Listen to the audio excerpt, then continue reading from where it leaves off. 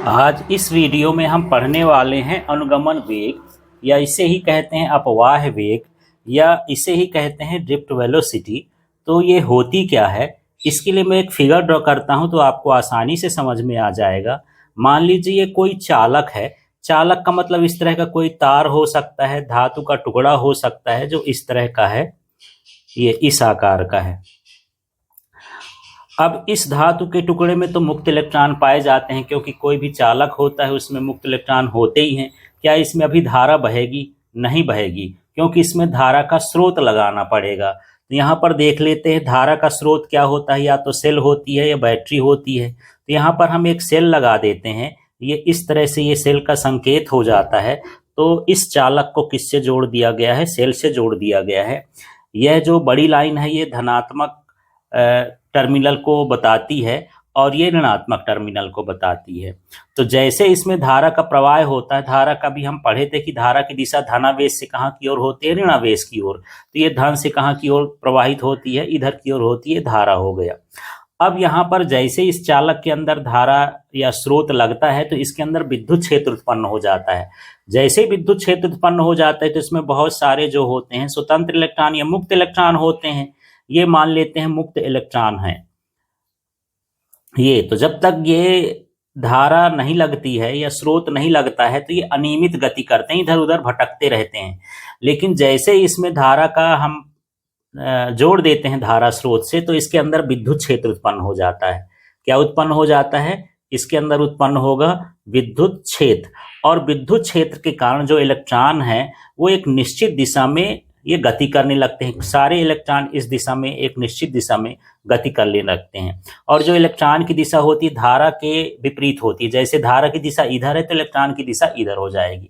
तो इस तरह से ये सारे इलेक्ट्रॉन जो है विद्युत क्षेत्र के कारण एक निश्चित दिशा में गति करते हैं। तो इनके औसत वेग को ही अनुगमन वेग कहते हैं। तो चलिए फिर से परिभाषा पढ़ लेते हैं। तो ये देखिए, पहले इसका नाम ले लेते हैं।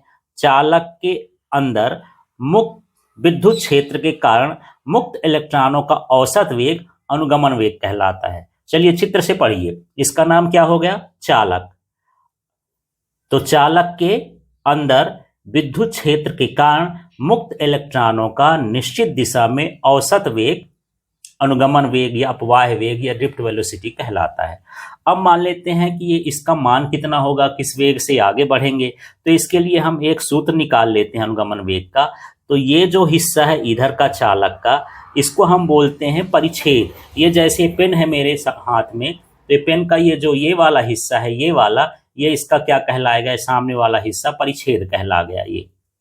तो यहाँ पर ये परिच्छेद हो गया, परिच्छेद का क्षेत्रफल। इसको हम किससे दर्शा लिए? ए से दर्शा लेते हैं।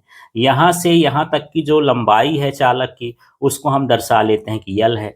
इसमें जो इलेक्ट्रॉन है, इलेक्ट्रॉनों का घनत्व है, उसको हम मान लेते हैं एन। और ये जो इलेक्ट्रॉन इधर की ओर गति कर लेते हैं, इसको हम बोलते हैं ड्रिफ्ट वेलोसिटी। तो वी और इसके नीचे डी लगा देते हैं, ये हो गया वी डी हो गया। और इसके सिरों के बीच उत्पन्न विभवांतर क्या है? यहाँ पर जो उत्पन्न विभवांतर है वो क्या है? V है। और जो विद्युत क्षेत्र है इसके अंदर वो क्या है? E है। तो चलिए अब इस चित्र के बारे में लिखना है। तो चित्र के बारे में क्या लिखेंगे? तो यहाँ लिख लेंगे, माना एक चालक है, तो ये चालक हो गया। इसके परिच्छेद का क्षेत्रफल A है, इसकी लंबाई L है, इसमें इलेक्ट्रॉन का घनत्व N है, और जो इलेक्ट्रॉनों का अनुगमन वेग है वो क्या है? Vd है। इतना ही आपको शब्दों में लिखना है। फिर से देख लीजिए, माना कोई चालक है जिसके परिच्छेद का क्षेत्रफल A है, लंबाई L है और इलेक्ट्रॉन घनत्व N है, अनुगमन वेग, तो वेग को V से लिखते हैं, D नीचे लगा देते हैं, तो ड्रिफ्ट वेलोसिटी कहला जाती है। D का मतलब ड्रिफ्ट है, अनुगमन वेग है। अब हम क्या करेंगे? चालक का सबसे पहले आयतन निकालेंगे। तो यहाँ चालक का आयतन निकाल लेते हैं। तो चालक का आयतन अब हम कैसे निकालेंगे? तो जो चालक का आयतन हो जाएगा वो हो जाएगा A इंटू एल। आपको A पता है, L पता है, इसका गुणा कर देंगे तो चालक का आयतन। अब ये कहाँ सूत्र पढ़े हैं? तो इसके पहले जब आप जानते हैं जो आयतन का सूत्र होता है वो लंबाई गुणे चौड़ाई गुणे क्या होता है? ऊंचाई। किसी भी दो चीज का गुणा करते हैं तो क्षेत्रफल, जैसे लंबाई गुणे चौड़ाई का हम गुणा कर दें तो ये क्षेत्रफल को दर्शाता है, या चौड़ाई गुणे ऊंचाई का भी गुणा कर दें तो क्षेत्रफल कहलाता है, या लंबाई ऊंचाई का गुणा कर दें तो क्षेत्रफल कहलाता है। मान लीजिए हम इसका b इंटू एच की करेंगे तो ये क्या हो जाएगा, a हो जाएगा। तो इस तरह से जो आयतन है वो क्या हो गया, Al हो गया। अब हम यहाँ पर उसका कुल इलेक्ट्रॉन घनत्व निकालना चाहते हैं। यहाँ पर एकांक आयतन में जो इलेक्ट्रॉन घनत्व है n है, तो यहाँ पर कुल आयतन में इलेक्ट्रॉन घनत्व इस तरह से इसको निकाल देंगे और यहां पर ये हो जाएगा NaL। Al हमारे पास आयतन था ही, एकांक आयतन में जो इलेक्ट्रॉन का घनत्व n है, n का गुणा कर देंगे तो NaL बन गया। अब इसी तरह से यहां पर और आगे बढ़ते हैं, तो अब हमको निकालना है कि इसमें कितने मुक्त इलेक्ट्रॉन हैं या इसका कुल आवेश कितना है। तो यहाँ पर यदि हम कुल आवेश की बात करें तो कुल आवेश जब हम निकालेंगे तो पूरे आयतन में फैले हुए हैं, तो इसमें E का गुणा और कर देंगे तो ये हो जाएगा NeAl। तो इस तरह से ये क्या आ गया, कुल आवेश। अब हमको निकालना है विद्युत धारा। तो विद्युत धारा तो हम पहले पढ़ चुके हैं। विद्युत धारा का जो सूत्र होता है वो होता है I बराबर Q/T। तो ये है I का मतलब धारा, Q का मतलब आवेश और T का मतलब क्या है, समय अंतराल। तो यहाँ पर अब हम मान रख देंगे तो ये हो जाएगा I बराबर जो कुल आवेश है, ये कुल आवेश है, यही Q है, तो Q का मान कितना हो जाएगा NeAl और बटे में क्या हो गया, T हो गया। इस तरह से इसका ये धारा का मान आ गया। अब यहाँ पर हम जानते हैं कि यहाँ जो I बराबर है ये हो जाएगा NeA और ये हो जाएगा Vd। अब इस सूत्र में क्या क्या गायब है देख लीजिए। यहाँ पर मैं ये लंबाई नहीं लिखा हूं और T नहीं लिखा हूं।